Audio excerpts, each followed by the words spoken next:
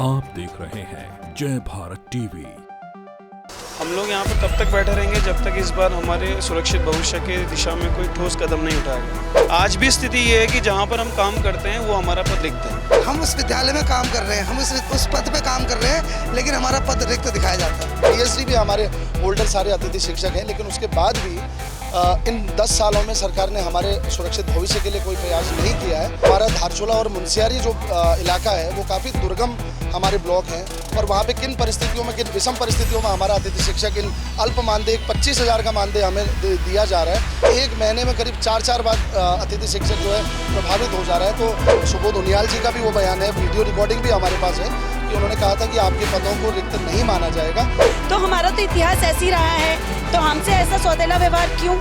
हमें यहाँ 60 दिन हो गए, हमारे पास सैलरी नहीं है, हमें कुछ नहीं चाहिए, बस हमें हमारे बदलाव चाहिए ताकि ये ड्रामा खत्म हो कि हम यहाँ से वहाँ, वहाँ से यहाँ जाते रहे। हम दूसरे बच्चों का क्या भविष्य बनाए बताइए? ना हमारे भविष्य का अता पता, ना हमारे बच्चों के, मतलब दिन रात इतना डिप्रेशन और टेंशन। आज हम बच्चों का भविष्य बना तो रहे हैं, लेकिन हमारे खुद के बच्चों का और खुद हमारा जो भविष्य है वो अंधकारमय है, और हम जो है मजबूर हो गए हैं आज यहाँ पे निदेशालय में। प्रदेश के गेस्ट टीचर एक बार फिर सड़कों पर हैं। कल सचिवालय कूच किया गया और उस दौरान कुछ गिरफ्तारियां भी की गई, और इस वक्त निदेशालय में, शिक्षा निदेशालय में ये तमाम जो युवा हैं बैठे हैं, ये वो तमाम गेस्ट टीचर हैं जो उत्तराखंड के अलग अलग पर्वतीय इलाकों में, दूरस्थ इलाकों में काम करते हुए आए हैं, और तकरीबन 10 साल इनको हो गए हैं।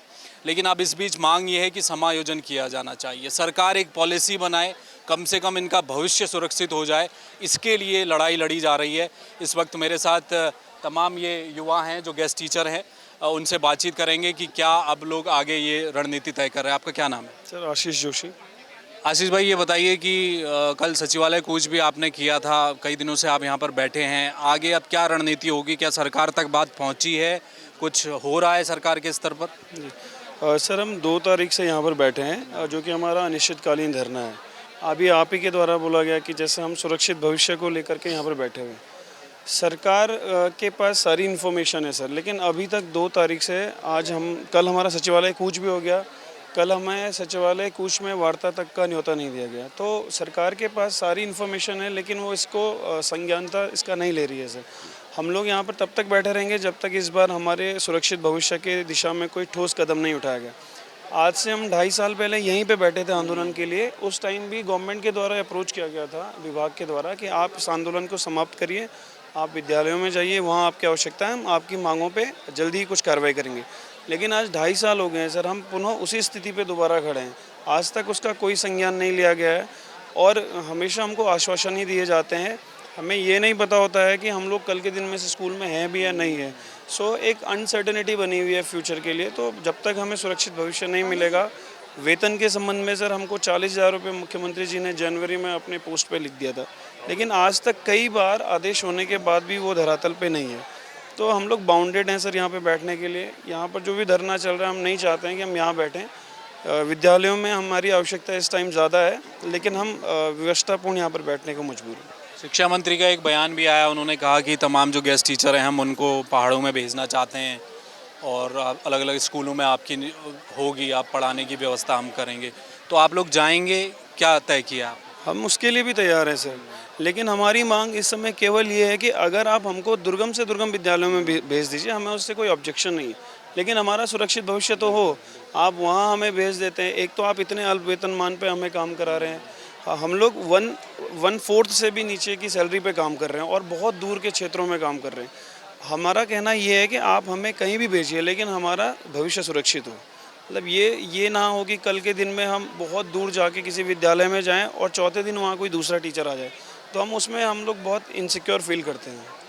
अभी कुछ समय पहले कैबिनेट में भी जब ये मामला आया था, जब आपकी सैलरी को बढ़ाने वाला मामला लेकर आए थे, तो अब मुझे नहीं पता कैबिनेट नोट में एक्चुअल में क्या कहा गया है, लेकिन जिस तरह से बयान सामने आए सरकार की तरफ से भी, जो बातचीत हुई, अखबारों में भी खबरें आई, क्या उस पद को क्या रिक्त मानती है सरकार? उस समय कहा गया था कि हम उसे रिक्त नहीं मानेंगे, ऐसा कुछ है?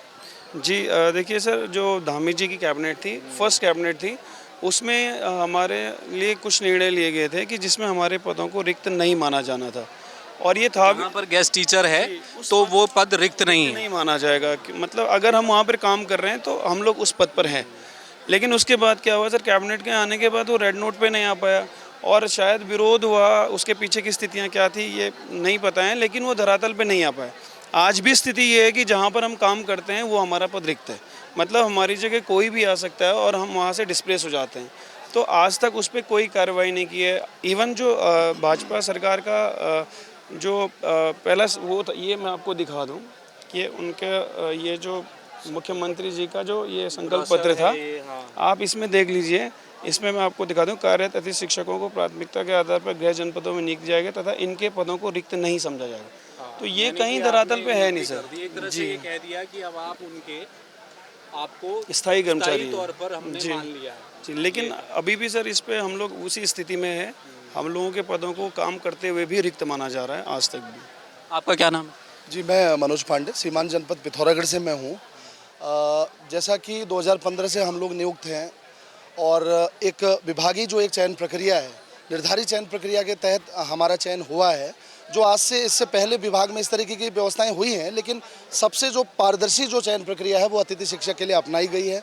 अतिथि शिक्षक पीजी भी है, ग्रेजुएट भी है, बीएड भी है, साथ में जो टीईटी है, जो स्थायी के लिए पीएचडी भी हमारे होल्डर सारे अतिथि शिक्षक हैं। लेकिन उसके बाद भी इन 10 सालों में सरकार ने हमारे सुरक्षित भविष्य के लिए कोई प्रयास नहीं किया है और कंडीशन ये हो गई है कि हम लोग दुर्गम से लेकर अति दुर्गम, जैसे मैं खुद सीमांत जनपद पिथौरागढ़ से हूँ और हमारा धारचूला और मुनस्यारी जो इलाका है वो काफ़ी दुर्गम हमारे ब्लॉक हैं और वहाँ पे किन परिस्थितियों में, किन विषम परिस्थितियों में हमारा अतिथि शिक्षक इन अल्प मानदेय 25,000 का मानदेय हमें दिया जा रहा है, जो शायद एक स्थायी शिक्षक जिसको 1-1.5 लाख रुपया मिल रहा है वो भी वहाँ पे जो है नहीं कर पा रहा उस तरह से, जिस तरीके से एक सुरक्षित भविष्य की आस में अतिथि शिक्षक कहीं ना कहीं ये आस लगाए हुए कि सरकार कहीं ना कहीं उसको जो है एक पारितोषिक देने का काम करेगी और उसको एक सुरक्षित भविष्य देने का काम करेगी। लेकिन सरकार इसमें असफल रही है। लगातार हमें आश्वासन दिए जा रहे हैं और मैं आपके चैनल के माध्यम से बता देना चाहता हूं कि अतिथि शिक्षक की एक आज ही हालत हो गई है कि अगर उसको 10 केजी का एक वो चावल का बैग भी खरीदता है, उसको ये यकीन नहीं है कि वो 10 केजी का चावल का बैग क्या वो उसी कमरे में या उसी विद्यालय में ख़त्म कर पाएगा या उसे कहीं और जगह उसे पैक करके लेके जाना पड़ेगा, उसको ये पता नहीं है। और एक महीने में करीब 4 बाद अतिथि शिक्षक जो है प्रभावित हो जा रहा है। तो इस वजह से हम जो है मजबूर हुए हैं, क्योंकि हमें बार बार ये आश्वासन मिले हैं, जैसा कि जोशी जी ने भी अभी कहा कि धामी सरकार जो है इनकी पहली कैबिनेट में हमारे लिए निर्णय लिया गया था, जिसमें जो हमारे ये संसदीय जो कार्य मंत्री हमारे सुबोध उनियाल जी का भी वो बयान है, वीडियो रिकॉर्डिंग भी हमारे पास है, कि उन्होंने कहा था कि आपके पदों को रिक्त नहीं माना जाएगा। लेकिन आज 2024 तक भी उस पर कोई भी शासनादेश सरकारी स्तर पर जारी नहीं हुआ है, जिससे हम जो है मानसिक रूप से व्यथित हैं और आज सड़क पर आने पर और निदेशालय में बैठने को मजबूर हैं। आपका क्या नाम है मैम? मेरा नाम विनीता पांडे है और मैं अल्मोड़ा से आई हूँ, मैं शालदे ब्लॉक से हूँ। मैम ये बताइए, बीच का रास्ता क्या निकलेगा? क्योंकि एक तरफ सरकार कहती है कि बेरोज़गारी बढ़ रही है, हमें सरकारी नौकरियां भी निकालनी है, शिक्षा विभाग में भी हमें नई नियुक्तियां निकालनी हैं, कोई बीच का रास्ता है क्या जिससे कि आप लोगों का भी एक ठीक हो जाए, कि आप लोग काम कर पाएँ और नई नियुक्तियां भी जो हो रही हैं वो हो पाएँ? क्या उसके किसी बीच रास्ते के लिए आप लोग तैयार हैं अगर सरकार बात करती है तो? देखिए सर, मेन बात तो यह है कि गवर्नमेंट के हाथ में सब कुछ होता है ना। गवर्नमेंट जो चाहे वो कर सकती है। आज से पहले भी अंशकालिक आए हैं, शिक्षा मित्र आए हैं, शिक्षा बंधु भी आए हैं, तो हमारा तो इतिहास ऐसे ही रहा है। तो हमसे ऐसा सौतेला व्यवहार क्यों? हमें यहाँ 60 दिन हो गए, हमारे पास सैलरी नहीं है, हम मजबूर हैं यहाँ पे इस तरीके से, होटल में रह रहे हैं, खाने का कोई पता नहीं है, 1000 रुपये पर डे खर्चा हो रहा है। ठीक है, वो तो रही हमारी परेशानी, लेकिन बीच का रास्ता बिल्कुल है सर। गवर्नमेंट को हमारे बारे में सोचना चाहिए। धामी सर ने खुद बोला था पहली कैबिनेट में, जब वो मतलब हमें उनसे बहुत उम्मीद भी हुई थी, हमारे यंगस्टर वो मुख्यमंत्री जी हैं, तो उन्होंने बोला था कि हमारे पद लॉक किए जाएंगे। लेकिन आज इतने साल हो गए हैं, आज तक हमारी मतलब कोई सुन ही नहीं रहा है, ना वो पद लॉक की बात करते हैं, ना किसी मुद्दे पे। हमें कुछ नहीं चाहिए, बस हमें हमारे पद लॉक चाहिए, ताकि ये ड्रामा खत्म हो कि हम यहाँ से वहाँ, वहाँ से यहाँ जाते रहें। इससे महिलाओं को बहुत समस्याएं होती है, हमारे बच्चे प्रॉपर नहीं पढ़ पा रहे। हम दूसरे बच्चों का क्या भविष्य बनाए बताइए? ना हमारे भविष्य का अत्ता पत्ता, ना हमारे बच्चों के। मतलब दिन रात इतना डिप्रेशन और टेंशन है कि बहुत मुश्किल है सर।